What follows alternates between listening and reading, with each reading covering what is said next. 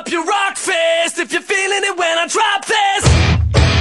What's happening? I'm Jesse Ziegler with DirtRider magazine. I'm running number 61 on a Honda CRF 450R. I rode the Vet 30 Plus BC class at Loretta Lynn's for the first time this week. Coming into this week was kind of an adventure. We started going through the qualifiers because they created the Vet 30 BC class, and most of us guys at the magazine are kind of a 30 BC guy. So coming in, we didn't know what to expect. Our qualifiers were out in California. The best part about this race is it's nationwide. You never know who's going to show up. You don't know anybody on the East Coast. You don't know anybody in the Southwest. You don't know those guys that much. So my goal was just to come in and have fun, and I accomplished that.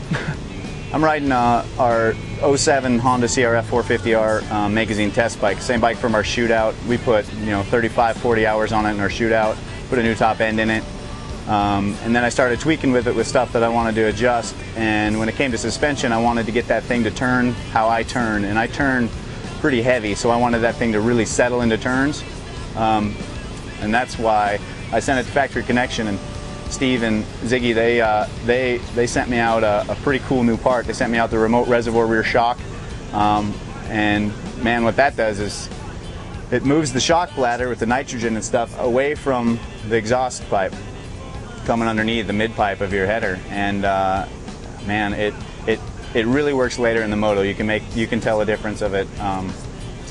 Dialing in, it doesn't fade as much as a regular shock can if you're doing long motos in the heat. And man, at Loretta's, they're long motos and they're hot.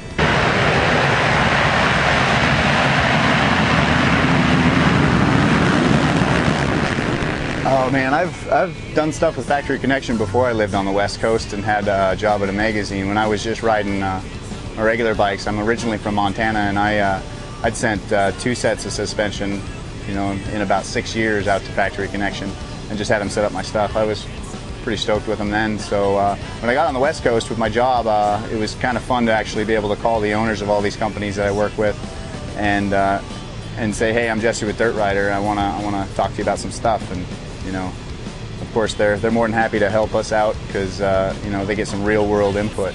Not everybody's a factory guy. Not everybody's a top 10 national pro, and it's nice to see that most of the companies, they really do build stuff for the average guy, and that's our reader. So that's how we like to test things.